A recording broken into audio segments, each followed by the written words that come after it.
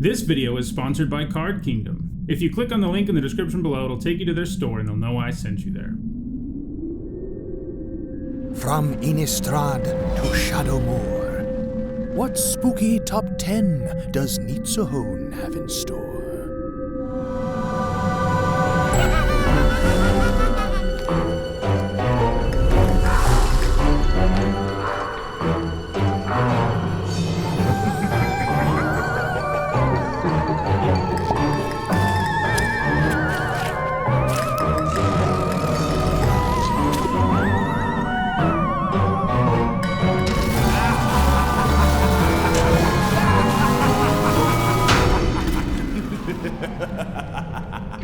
Hello everyone, I'm Nitsuhone, and it is Wednesday, and that means it's time for another MTG Top 10. This is the last Halloween-themed video, since it's the last MTG Top 10 in October, with tomorrow being Halloween. This is the 9th Halloween-inspired Top 10 in a row, so if you're looking for a little more Halloween spirit, you can find the playlist for those videos in the description. Anyhow, this time around I'm doing a video that revisits a past MTG Top 10, something I did earlier this month when I looked at horrors. This time we're doing another spooky creature type that seems to show up around this time of year, and that's vampires. I did vampires for the first time way back in October of 2016, and a lot has changed since then. Not only have new vampire cards been printed, but some old ones have seen considerably more play. In addition to that, my videos back in 2016 used a methodology similar to what I use now, but they didn't weigh the Eternal formats heavily enough, so some cards are the beneficiaries of me having corrected that in the last 3 years. 4 cards appear in this MTG Top 10 that were not in the 2016 version at all, and most of the cards that are still on this list are in a new position. In all, there are 241 vampires in Magic, and in this video we're going to talk about the 10 that have made the biggest impact on competitive Magic. In addition to that, I'm also going to talk about the 4 vampires that have fallen off the list since 2016. Before we get started, a quick reminder on how I score cards in these videos. Pro Tour and Mythic Championship top 8s, as well as Legacy and Vintage Championship top 8s are worth 2 points, and a Grand Prix top 8 is worth 1 point. Alright, let's start by looking at the 4 cards that fell off of the list. First up, we have Malakir Blood Witch, who came in at number 10 back in 2019. A 5-mana 4/4 flying and protection from white is a fringe sideboard card, and the standard it was part of had Path to Exile in it, making it more appealing. It also has a tribal vampire effect, but none of the decks that ran the Blood Witch in their sideboard really took advantage of that, since most of them were just Jund decks with no other vampires. The Witch has been idle since 2010, and that's what's allowed several other cards to leapfrog her in the last 3 years. Next up, it is Stromkirk Noble, who went from number 9 to off the list. The Noble is a nice, aggressive creature, and there were so many humans in the standard of his time that he was typically unblockable and would get huge in a hurry. While in Standard, he was featured in decks like Gruul Aggro and Red Deck Wins. Since rotating from Standard in 2013, though, the Noble hasn't seen any play. Next up, it's Blood Artist, who went from number 7 in 2016 to not making the list at all this time. Blood Artist is useful in decks that have a lot of way of sacrificing creatures, as it can rapidly drain your opponent. In Standard, it was really great in decks like Black-Red Zombies and Aristocrats, which were loaded up with sacrifice effects. Like the other cards we've looked at so far, it has been completely idle since rotating out of Standard.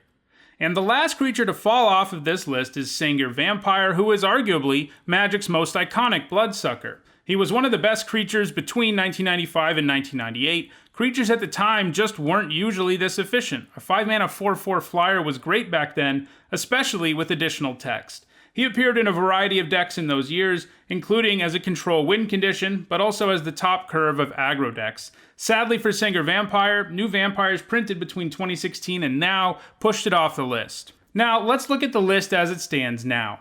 At number 10, it is Insolent Neonate. Since 2016, vampires from Shadows over Innistrad have had a lot of time to put up points, as have vampires from Ixalan block. Insolent Neonate is one of those who had no points back in 2016, but has done enough since then to make the list. Neonate offers you an early aggressive and evasive creature who you can sacrifice to Rummage. The latter is what makes the Neonate particularly interesting, especially in non-rotating formats. It saw only a tiny bit of play in Standard in Rakdos aggro decks. Modern, though, is where it has really thrived over the last several years, where it is a key card in Dredge decks, since the Rummage effect lets you both discard something with Dredge and dig deeper into your deck. It will continue to have a presence in modern graveyard-based decks in the future, even with the recent banning of Hogak.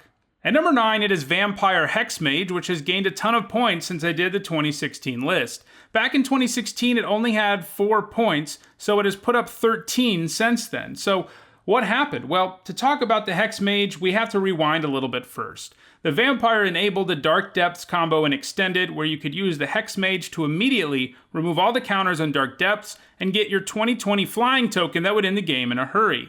That's where those 4 points that it had in 2016 came from. It only managed those few points because Dark Depths would later be banned in Modern, keeping it from being a thing in the format. However, starting in 2018, Dark Depths decks started to see play in Legacy, and of course, the Hex Mage went along for the ride. 29 in particular has been pretty good for the Hex Mage, who has 8 points so far this year. Dark Depths looks like it is well positioned in Legacy right now, and that's good news for the Hex Mage, who may continue to climb past some of the idle cards ahead of it on this list. At number 8, it is Vampire Nighthawk, who has taken a tumble from number 5 all the way down to number 9. Jammed full of a bunch of keywords, the Nighthawk is a pretty powerful 3-drop. Lifelink and flying always pair well together. Lifelink causes issues for opponents who are trying to race you, and flying means you can keep attacking with this on most boards, causing a 4-point swing in life every time you do. Then, if it can't attack well, it has Death Touch and can trade with anything. The Nighthawk was a key card in standard decks, but it has never really been able to take off outside of that format, with only a single point in Extended, and with more vampires undoubtedly coming in the future, there's a chance it will get bumped off this list one of these days. At number 7, it's a Dante Vanguard, the newest vampire to make the list. He hails from the plane of Ixalan, the only place where we've seen mono-white vampires. The Vanguard is an excellent aggro card, since it attacks hard for only 2 mana, and it is very difficult to interact with profitably in combat because of its ability to gain Indestructible. It was one of the key 2-drops in standard decks like Boros Aggro and White Weenie. These decks also tended to run a few ways to make their creatures bigger, making even fewer creatures capable of effectively blocking a Dante Vanguard.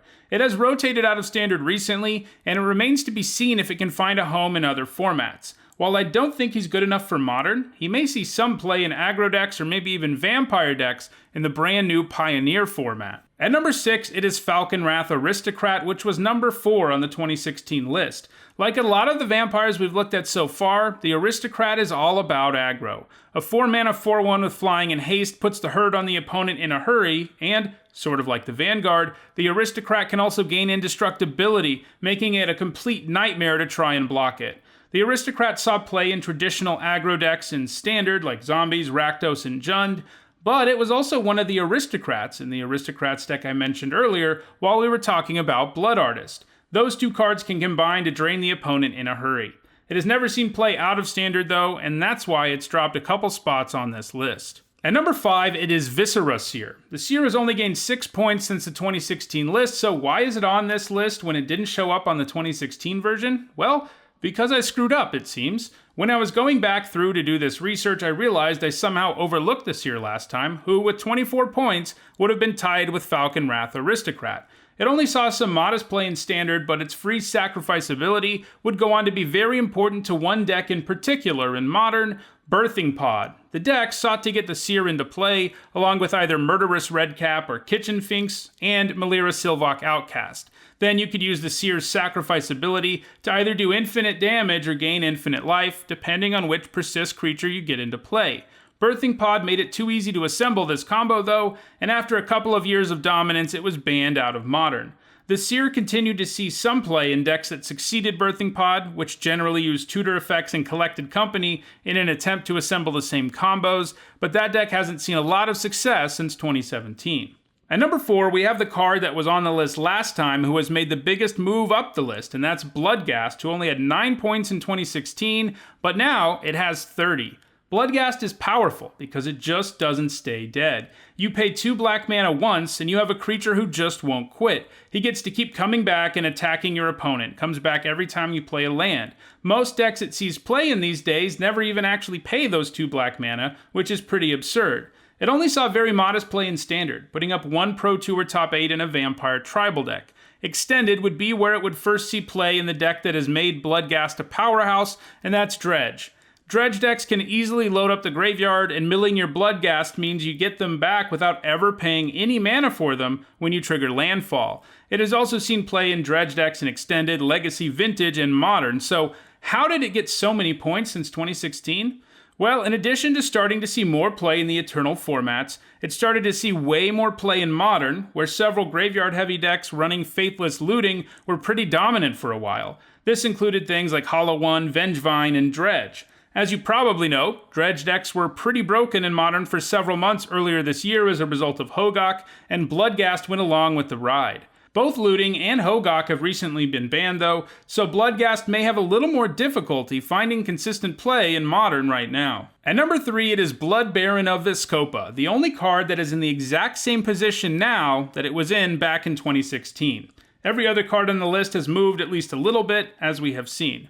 Packing lifelink and protection from 2 colors, the Blood Baron is incredibly difficult to deal with for many decks. If he goes unchecked, he eventually gets the controller's life total high enough that he really goes crazy, getting huge and taking to the sky. In both Block and Standard, the Blood Baron had protection from some of the format's most powerful removal spells, and it was the win condition for many control decks running both black and white. It hasn't done anything since 2014 though, and cards actively putting up points, like Bloodgas, are most certainly going to pass it, maybe just in the next few months, since Blood Baron only holds a 1-point lead. At number 2, it is Olivia Valdarin. In the 2016 list, she was number 1, but she has since been knocked off of her throne. Olivia is a very pushed card. She is a reasonably efficient flyer with 2 very powerful activated abilities. She can damage other creatures while making herself larger, and she can also steal opposing creatures. Any opposing creature really, since she turns her damaged victims from her other ability into vampires. In both Standard and Modern, she has seen play almost exclusively in Jund decks. However, she has fallen out of favor in Modern and doesn't have any points since 2016, which is why the number 1 card on this list was able to pass her, and that card is Colitas, Trader of Get. Colitas does a ton of pretty nice stuff. While his stat line isn't ultra impressive, it's pretty good with everything else he has going on. Transforming any creature of your opponent's who dies into a zombie is some serious value, and it doesn't hurt that all of your opponent's creatures also get exiled when they go to the graveyard, helping you to disrupt any graveyard shenanigans. Then he can eat zombie friends to get even bigger, something that becomes increasingly problematic because of lifelink, since before your opponent even knows what's going on, you can end up with a massive life total. Colitas is the kind of creature who can be utterly dominant in control decks, since he makes blocking and all of your removal spells way better, giving you that zombie value anytime you do those things. Then the lifelink makes it hard for any aggro deck to do lethal damage to you. He was heavily played in Standard, at first primarily in control decks, but later on in his time in Standard he was played in zombie tribal decks, since he gave you a lot of zombies and could even eat them. In Modern, he has mostly seen play in Jund. He doesn't have a top 8 in any format since 2018, but he has gotten close to a few top 8s in Jund decks in Modern, so he probably isn't completely done just yet. Alright, well that does it for this final Halloween-themed MTG Top 10 for 2019. I hope everyone has a safe and happy Halloween. If you enjoyed this video, don't forget to like it and share it so that others can enjoy it too. And if you want to make sure you catch future MTG Top 10s, don't forget to subscribe. You can also become a patron on Patreon and help me work towards continuing to improve the channel. Thanks for watching.